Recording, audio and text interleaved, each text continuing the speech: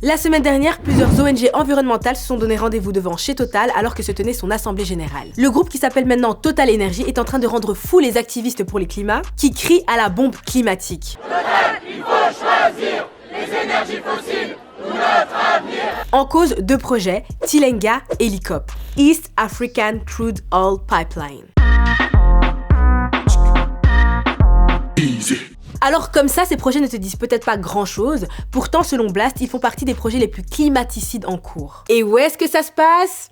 Voilà, en Afrique pour pas changer. Et plus précisément, en Tanzanie et en Ouganda. Alors recontextualisons un peu le truc. En 2006, t'as plein de nouvelles réserves de pétrole qui sont découvertes en Ouganda, mais c'est seulement 11 ans plus tard, en 2017, que les gouvernements ougandais et tanzaniens annoncent le lancement du projet ICOP. Un projet porté par Total Energy en association avec d'autres compagnies pétrolières nationales. Et après des années de discussions et toute la crise sanitaire, ça y est, en février dernier, le go a été donné pour les investissements massifs. C'est donc la naissance officielle des projets Tilenga et ICOP. Alors concrètement, de quoi on parle ? Avec Tilenga, le goal de Total, c'est d'exploiter 400 nouvelles réserves de pétrole qui ont été forées en Ouganda. Et le projet ICOP, lui, entre en jeu pour amener tout ce pétrole vers le port de Tanga en Tanzanie, où se trouvent les navires citernes internationaux de Total.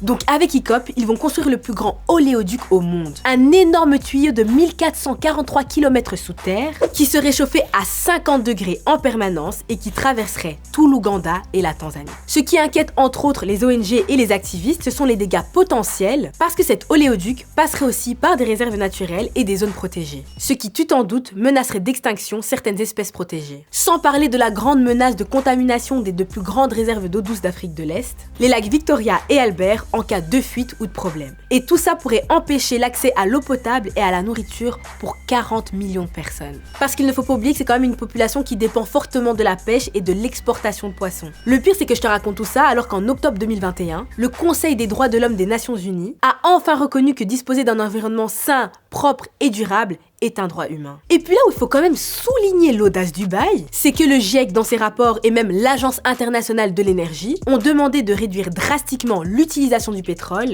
voire de renoncer à tout projet d'énergie fossile. Mais non, eux nous sortent ça au KLM. Ah oui, et tu ne connais pas la meilleure, le pompon sur la Garonne, de icing on the cake, c'est que s'ils arrivent à leur fin, selon le journal La Croix, ce seront 34 millions de tonnes de CO2 qui seront émis chaque année, soit 6 fois les émissions de l'Ouganda, les gars. Et c'est pas fini parce que pour construire cet oléoduc, près de 100 000 personnes devront également être déplacées de chez elles. Cela soulève donc la question de la justice climatique, puisque ce sont les personnes qui vont le moins en bénéficier qui vont être le plus impactées finalement. En mars dernier, deux activistes, Vanessa Nakate et Hilda Flavia Nakabouye, confiaient à une journaliste de Blast que depuis 3 ans, plus de 100 000 personnes sont affectées par les projets Tilenga et ICOP, ne pouvant plus cultiver leurs terres librement, alors qu'elles n'ont même pas encore reçu de compensation de la part de Total. Et selon plusieurs témoignages, Total aurait même mis la pression à certaines familles pour qu'elles cèdent leurs terres. Et ouais, on est loin les gars. Et c'est là que tu vois vraiment à quel point Total Energy tient un double discours et est dans le greenwashing. Parce qu'il se présente comme un soi-disant leader de l'énergie verte, qui a un objectif de 0% d'émissions nettes pour 2050, alors qu'en vrai, selon Greenpeace, plus de 70% de ses investissements sont encore dans les énergies fossiles. Our priority is to reduce CO2 emissions as much as possible.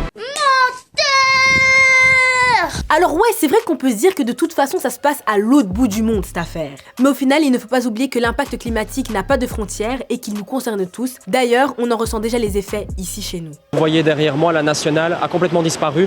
C'est un torrent extrêmement puissant qui a pris place. Alors je sais pas si toi t'avais déjà entendu parler de ces projets-là, mais avec tout ce que je t'ai dit, j'aimerais savoir ce que tu en penses. Alors on s'écrit très vite en commentaire et en attendant, tu prends soin de toi et de la planète.